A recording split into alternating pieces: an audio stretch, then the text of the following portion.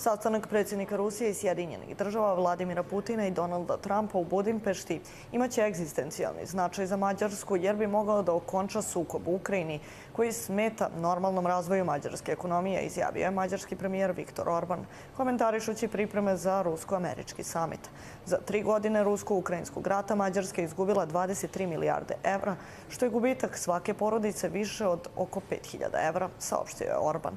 O tome šta produžavanje rata u Ukrajini znači za Evropsku uniju, da li postoji mogućnost da i evropski zvaničnici podrže mir i kada bi to moglo biti, razgovaramo sa predsjednikom Slovenske nacionalne stranke Zmagom Jelinčićem koji nam se javlja iz Slovenije. Dobar dan i na samom početku Orban je kazao da su za 3 godine ukrajinskog rata u Mađarskoj porasle cene energenata i gasa, inflacija je skočila, sankcije oslabile zemlju i dodao je da je obim trgovine opao, kamatne stope su porasle, a finansiranje zemlje je postalo skuplje. Da li su slične posljedice primećene i u drugim zemljama Evropske unije? Pa jesu, sve zemlje Evropske unije idu istim pravcem. Sve zemlje su izgubile, osim možda Njemačke, koji su profitirali, pa i Francuske. Dobro, izostavit ćemo Englesku jer je ona van Evropske unije. Ali u stvari sve manje, pogotovo manje zemlje, pogotovo Poljska, Češka, Slovačka, Hrvatska i Hrvati su izgubili, Rumuni, Bugari, a i Slovenci. Slovenija je u teškom položaju. Cene idu na gore, porezi se većaju i dodavaju, stalno neki novi, a naša vlast ne posustaje u tome da još uvijek podržava Ukrajinu, šalje novac i šalje oružje. Ako uzmemo u obzir broj stanovnika, u Sloveniji. Slovenija je dala Ukrajini najviše oružja ako ovako gledamo. To je totalna glupost. A mi šta? Goli i bosi. Dali smo tenkove, dali smo 20 mm protivavionske topove, a ovo što se danas upotrebljava pogotovo za borbu protiv dronova. Teško je. Europa ide prema dnu, raspada se, i van der Leyenova koja je danas u Ljubljani opet će pokušavati nekako da izmuze iz Slovenije pa i još iz nekih zemalja još po koji euro ili po koji dolar da si sa prve strane zasiti svoj džep i svoj stomak, a i da nešto da i ovim idiotima u Ukrajini. A da li smatrate da će sastanak Donalda Trumpa i Vladimira Putina u Budimpešti doneti neke značajne pozitivne pomake u smislu kraja ukrajinskog rata? Pa već se sada pokazalo, onaj razgovor u Anchorageu jako je bio pozitivan. Makar je Trump sa vremena na vreme nekako poskočio i odskočio od onog što su se dogovorili. Ali sad posljednje što su se sreli Trump i Zelenski u Washingtonu, pokazalo je da Trump stoji na strani Rusije i da se dogovara sa Putinom. Pogotovo sad kad je Zelenski rekao dajte nama Tomahawke, a mi ćemo vama dati ukrajinske dronove. U medijima se teško to vidi, ali snimak postoji kad je to Zelenski rekao i Trump i Vance su se nasmijali. Znači, ovako se uzima sad Zelenski. Razgovor sa Trumpom i Putinom u Budimpešti vjerojatno će ne okončati ovaj sukob, nego će ga barem nekako gurnuti na stranu, jer dogovori između Rusa i Amerikanaca stoje. Nikako ne stoji nikakav dogovor sa Zelenskim, jer Zelenski ne pristaje na ništa. On pokušava da produžava rat sve dok ne nestane Ukrajina. Znači rat do posljednjeg Ukrajinca. A u tome mu pomaže i Evropska unija, koju baš briga šta se dešava u Ukrajini.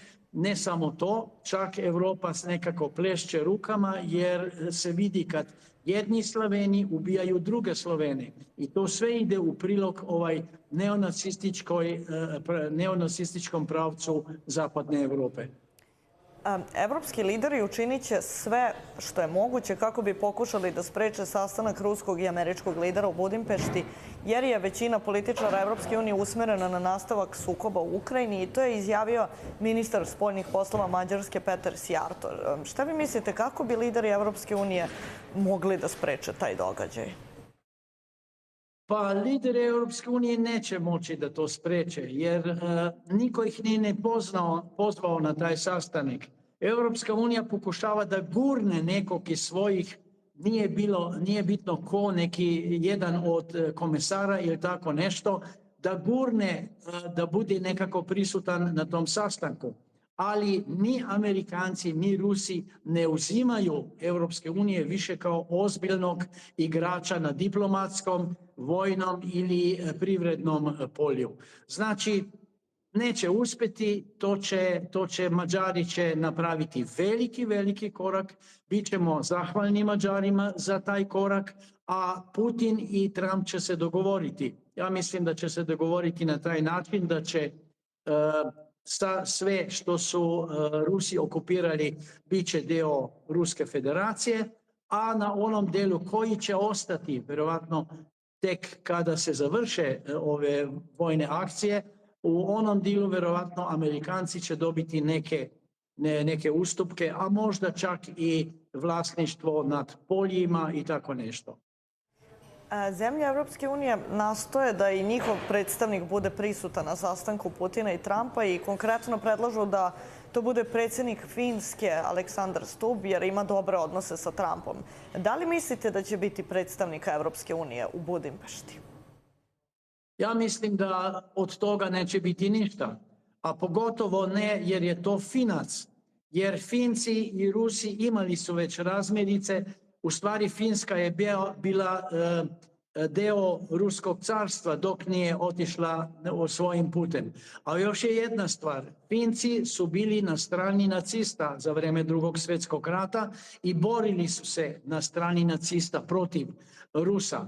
I Rusi neće dozvoliti nikako, jer to je neki presedan koji bi nekako pravio neke ustupke Europskoj uniji i ovoj pronacističkoj smjeri koja je u zapadnoj Europi sve više prisutna.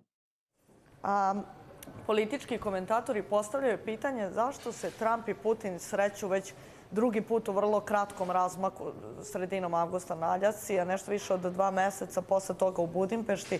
To negde nije uobičajeno za lidere velikih zemalja. Kako vi to komentarišete?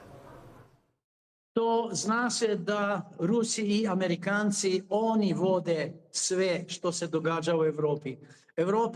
Evrope niko više ništa ne pita. Europa je neka arhaična neka stvar koja je otišla, koju je odneo vetar i voda. U Europskoj uniji niko ništa ne zna, a i unutar Europske unije svako puše na svoju stranu. Pa vidite šta je sad ova Giorgia Meloni napravila. Ona je išla u Ameriku, dogovorila se sa Trumpom mimo Europske unije. Europska unija nije više, to ništa ne znači. A pogotovo ova gospođa van der Leyen, ili kako se već preziva, koja je danas u Sloveniji i pokušava nekako da uturi u glavu ovim našim tupoglavcima da treba još da se pomaže Evropskoj uniji i sa time i Ukrajini. I pazite šta će zahtevati ova Uršula od Vučića. Vučić, to nije jednostavno. Nemoj slučajno Vučić da posustane i da pristane na ovo što Evropska unija obećava. Jer obećanja Evropska unija to je kao ono obećanje ludom radovanje. Nema ništa, nema vajde od tih razgovora sa Evropskom unijom. Evropska unija se plaši da Srbija ne napravi još jače i još veće kontakte sa Ruskom federacijom i samo je to strah. A Srbiju bi Evropska unija željela da ima kao neki dominion gdje će oni komandovati, a Srbi će raditi onako kako Brisel hoće. Sad švedski ministar odbrane Paul Jonsson rekao je da ljudi koji žive u evropskim zemljama, članicama NATO-a, moraju da se pripreme za mogući rat sa Rusijom i rekao je da treba preći na ratni režim kako bi se očuvao mir. Sad, kako tumačiti to uvođenje ratnog režima da bi se očuvao mir i šta u stvari poručuje ovakva retorika? Pa to vidi se da je ovaj Šveđanin nije baš nekako pametan, jer to je silogizam, to jedno od drugog uništava. A još je jedna stvar, kakav rat? Rusi su rekli ne žele nikakav rat sa evropskim zemljama.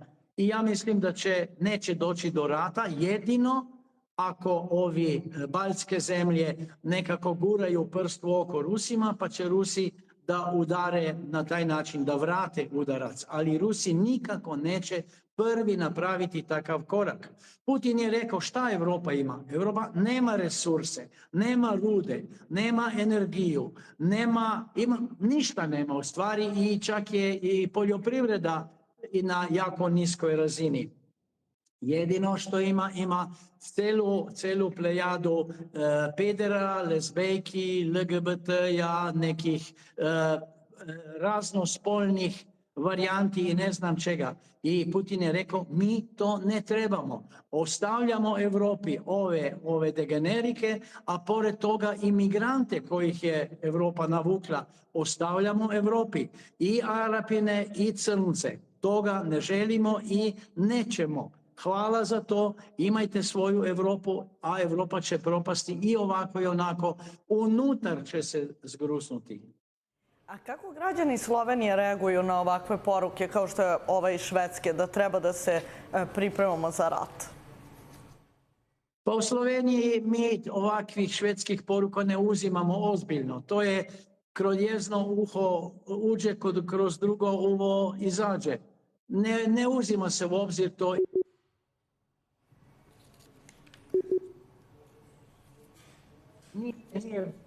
Nije baš pametna stvar.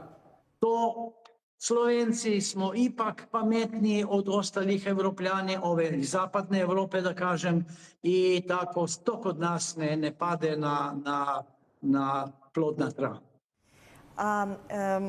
Da li će zemlje Evropske unije dugoročno moći ekonomski da izdrže uvoz energenata po mnogo višim cenama nego što je to iz Rusije? Pa cena energenata što dolaze sad najviše iz Amerike, to je duplo ili troduplo više nego što je bila cena ruskih energenata. Privreda u Europi se raspada. Vidimo u Njemačkoj mnogo fabrika se zatvara, ljudi se bacaju na cestu i cene ovih energenata za ljude su svaki dan više. Znači, Evropska unija će polako doći do toga da ljudi će se pobuniti. Već se bune u Engleskoj, ne samo zbog ovih Ukrajine, nego i zbog migranata. Onda još kad vidimo kako Trump uzima u obzir Europu, kakav je šamar udario ovom engleskom premijeru, a drugi šamar sa druge strane dao im je engleski kralj. Tako da nije to tako jednostavno. Europa će sami ne znamo, pokrast će, ovi gospoda će pokrasti sve što je pokrasti moguće, onda će neko vreme će gurati kao zajednička evropska odbrana sa nekom alternativom NATO paktu, ali ni to neće uspjeti. Jer verovatno će Amerikanci u Ramsteinu, ovoj bazi koju imaju u zapadnom delu Njemačke, oni će se verovatno polako povući. I onda šta će Europa? Europa nema ništa. I rakete su uglavnom ili su američke ili su komponente američke. Tako da tu nije baš nešto dobro, a sa druge strane treba da vidimo da kad je Evropska unija preuzela onu kinesku fabriku u Nederlandu koja proizvodi čipove, Kinezi su rekli dobro, u redu, nema više čipova za Europu. Šta će biti dalje? Europa nema sopstvene fabrike za čipove i teško će Europa gutati ovo što si je pripremila. I na samom kraju bih vas pitala, današnja vest je da je Savet Evropske unije usvojio zabranu tranzita ruskog gasa preko Evropske unije u druge zemlje počevši od 1. januara 2026. i Savet je usvojio postepeni plan potpunog odustajanja od uvoza gasa iz Rusije također od 1. januara 2026. ali je ostavljen prelazni period za postojeće ugovore do 1. januara 2028. Šta će to praktično značiti za zemlje Evropske unije?